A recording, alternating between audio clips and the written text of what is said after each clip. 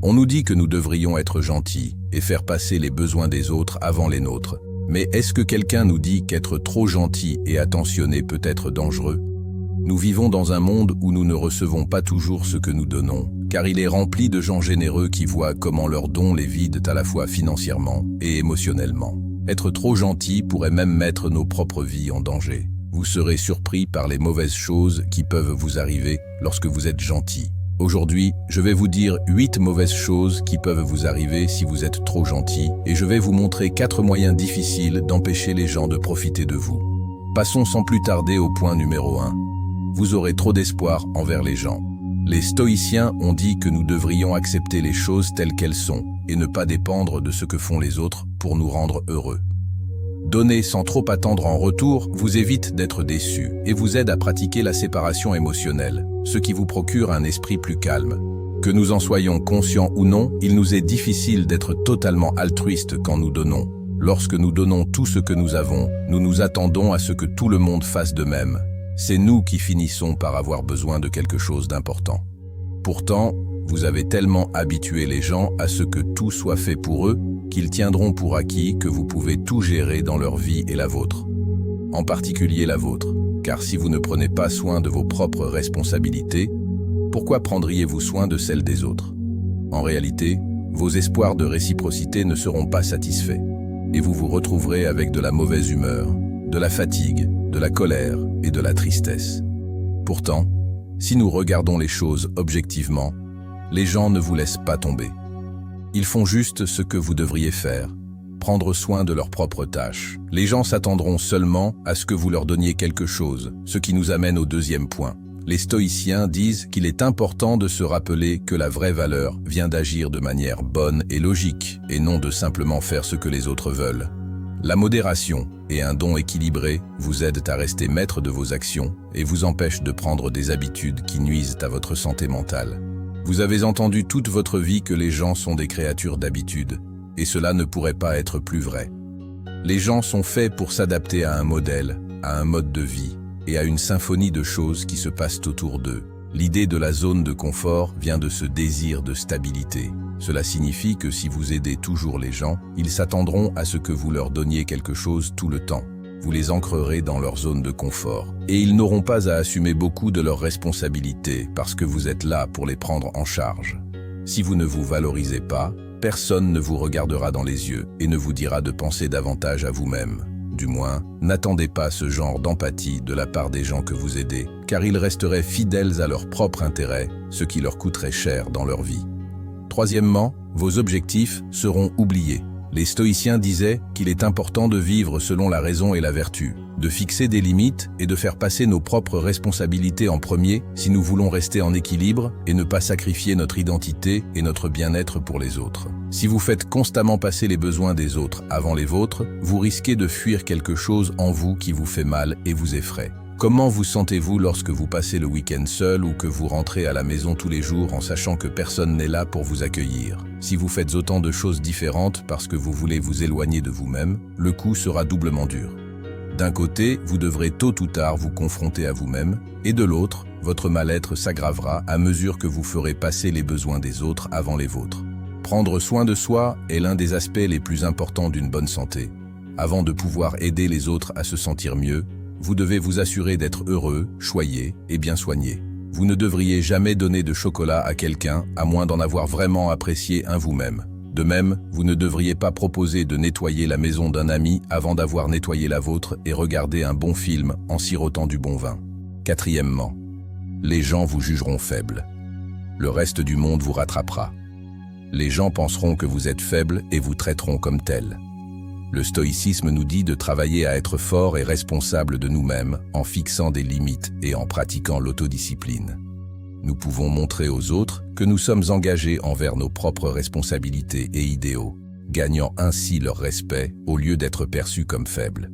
Cinquièmement, les gens penseront que vous êtes faible. Si vous aidez trop les autres, au fil du temps, vous pourriez être considéré comme un expert dans le domaine où vous collaborez. Mais vous pourriez aussi donner l'impression opposée. Quand vous ne fixez pas de limites, les gens commencent à vous voir comme faible. Comme cette personne qui s'oppose à son patron, ils viendront à vous pour se débarrasser de leurs responsabilités, parce qu'ils savent que vous ne direz jamais non. Au contraire, dès que vous utiliserez ce mot magique, non, ils commenceront à ressentir quelque chose pour vous qu'ils n'auraient jamais cru possible. Ils vous respecteront. Vous aurez moins de profiteurs ou de personnes qui ne viennent à vous que lorsqu'elles ont besoin de quelque chose. Le stoïcisme nous enseigne combien il est important d'être intelligent et sage en choisissant qui aider. Avec la maîtrise de soi et la perspective, nous pouvons faire la différence entre les vraies personnes et ceux qui veulent profiter, afin de ne pas perdre notre temps ou notre énergie sur des choses inutiles. Les gens qui pensaient que vous étiez un bon ami ne voudront tout à coup passer du temps avec vous que lorsqu'ils ont besoin de quelque chose. Si vous y réfléchissez logiquement, il n'est pas si improbable que cela puisse vous arriver, puisque la plupart des gens n'invitent pas leurs employés ou collègues à prendre un café avec eux, encore moins une bière. Ce qui vous arrive a du sens, mais cela ne veut pas dire que c'est juste. Vous devez donc apprendre à gérer ces situations avec les méthodes dont je vous parlerai à la fin pour empêcher les gens de profiter de vous. Sixièmement, vous n'attirerez que ceux qui veulent prendre. Avec un jugement patient, nous pouvons construire des relations réelles et bonnes pour les deux parties. Les gens entrent dans nos vies parce que leurs énergies correspondent aux nôtres. C'est-à-dire que si nous vibrons bas, nous attirons des gens négatifs, déprimés, qui ont une âme sombre et qui veulent nous faire du mal. Lorsque nos vibrations sont élevées, d'un autre côté, nous attirons des gens qui sont pleins de bonne énergie, de gentillesse, d'enthousiasme, de travail acharné et de joie. À cause de cela, lorsque nous donnons à tout le monde, nous perdons tellement d'énergie que nous commençons à vibrer à une fréquence basse. Cela attire les personnes dans le besoin vers nous, ainsi que les opportunistes qui ne veulent même pas aider et veulent seulement prendre ce qu'ils peuvent de nous et partir sans même dire merci. Septièmement, vous pourriez devenir dépendant de quelque chose. Les stoïciens ont appris aux gens à être calmes et responsables d'eux-mêmes. L'autodiscipline dans le don nous empêche de rester coincés dans de mauvaises habitudes et nous permet de garder une bonne relation avec nos actions et nos choix. Lorsque le manque fait partie intégrante de nos vies, le besoin de quelque chose grandit, ce qui est le meilleur moyen de devenir dépendant. Ainsi, un jour, quelqu'un de proche de vous pourrait remarquer que vous buvez trop, et pas seulement de l'eau. Il pourrait également remarquer que vous mangez trop, ou même que vous jouez trop. Faites très attention à ce que dit quelqu'un qui se soucie de vous, car votre premier réflexe peut être de vous mettre en colère contre lui et de lui dire que vous n'avez aucun problème. Mais c'est ainsi que les gens agissent généralement, lorsqu'ils sont tellement pris dans leurs propres problèmes qu'ils ne peuvent pas voir qu'ils en ont un. Rappelez-vous toujours que les gens qui se soucient de vous veulent ce qu'il y a de mieux pour vous. Alors, faites très attention à ce qu'ils disent, car ils essaient de vous aider à arrêter de tomber et à avancer. Huitièmement, vous ferez hésiter les gens. Le stoïcisme nous dit de faire de bonnes choses, peu importe ce que les autres pensent de nous. En nous concentrant sur une vie en accord avec nos croyances et nos principes, nous construisons une bonne image qui peut résister aux fausses accusations.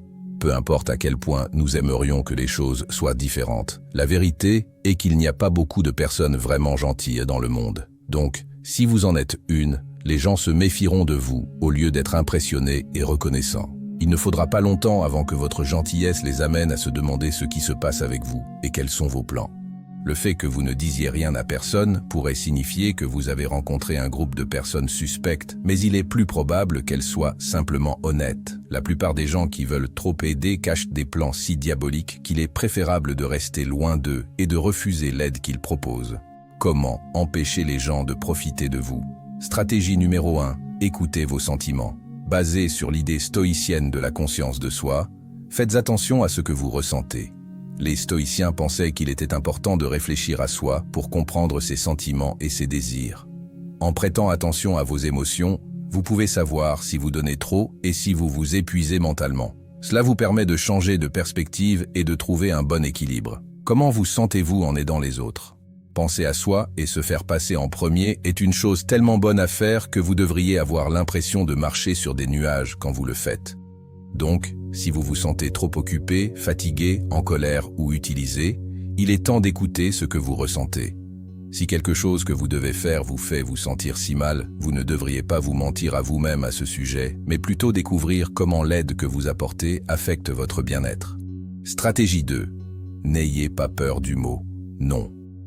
En suivant les leçons des stoïciens, vous devez réaliser que votre temps et votre énergie sont importants et doivent être utilisés de manière équilibrée. La maîtrise de soi peut se montrer en étant capable de dire non lorsque vous vous sentez trop occupé ou lorsque la demande est injuste. Même si le mot non nous fait penser à des choses négatives et à la tristesse, il est normal que nous ayons du mal à le dire. Mais si nous n'apprenons pas à dire ce mot quand quelqu'un veut plus de nous que ce que nous pouvons donner, le pessimisme prendra le dessus sur nos vies. Pratiquez devant le miroir et dites-vous que c'est le seul moyen de retrouver votre liberté et d'éviter les risques inutiles et possibles. Stratégie 3. Respectez votre temps et votre espace. En suivant les valeurs stoïciennes d'autodiscipline et de respect de soi, il est important de vous accorder du temps et de l'espace pour prendre soin de vous. Faites ce que vous aimez, comme faire de l'exercice, dessiner, écouter de la musique en sirotant une tasse de thé ou toute autre chose qui vous fait du bien. Terminez vos responsabilités dès que vous le pouvez afin de pouvoir vous y consacrer. Vous devriez prendre cela très au sérieux, si sérieusement que vous devriez planifier ce moment chaque jour ou chaque semaine. Donc, si quelqu'un demande votre aide à ce moment-là, cette aide doit être pour vous et non pour la personne qui demande. Sans remords, dites-lui non et profitez de ce temps et de cet espace juste pour vous. Si vous ne voulez pas être aussi direct, vous pouvez proposer d'aider à un autre moment, mais précisez que vous ne pourrez aider que pendant une courte période, car vous avez d'autres choses à faire. Stratégie 4. Identifiez les vampires énergétiques et éloignez-vous. En suivant les principes stoïciens d'autodiscipline et de sagesse, il est important de savoir quelles relations sont bonnes pour vous et lesquelles peuvent vous épuiser mentalement. En vous tenant loin des personnes qui épuisent constamment votre énergie et n'ajoutent rien de positif, vous prenez soin de votre propre santé et faites preuve d'une maîtrise de soi stoïcienne dans vos relations. Vous devez savoir que si vous essayez d'aider un voleur d'énergie, cela ne fonctionnera pas. Ces personnes vous submergent de leurs plaintes, de leurs douleurs et de leur vision catastrophique de la vie. Ne vous embêtez pas à essayer de les aider, car si leur problème était résolu, ils devraient arrêter de se plaindre, et c'est quelque chose qu'ils ne toléreraient pas. En conclusion, l'équilibre est clé. Selon la sagesse stoïcienne, la meilleure mesure pour les choses est toujours le juste milieu, et la générosité ne fait pas exception. Si nous donnons trop peu, nous apparaissons comme égoïstes et cupides, tandis que si nous donnons excessivement, nous finissons complètement vidés de notre énergie, de notre temps et probablement aussi de notre argent. Alors, penchez-vous vers les grilles. Les chemins du milieu sont toujours les meilleurs choix pour trouver un équilibre entre donner la priorité aux besoins des autres et donner la priorité à vos propres besoins. Et si jamais vous n'êtes pas sûr, souvenez-vous simplement du mot magique « non ». Encore plus s'ils vous proposent de vous ramener chez vous depuis la fenêtre de leur voiture. Nous avons atteint la fin de ce voyage et j'espère sincèrement que ces conseils vous seront d'une grande utilité. N'oubliez pas de laisser un pouce bleu à la vidéo et de vous abonner à la chaîne pour plus de contenu inspirant. Au revoir.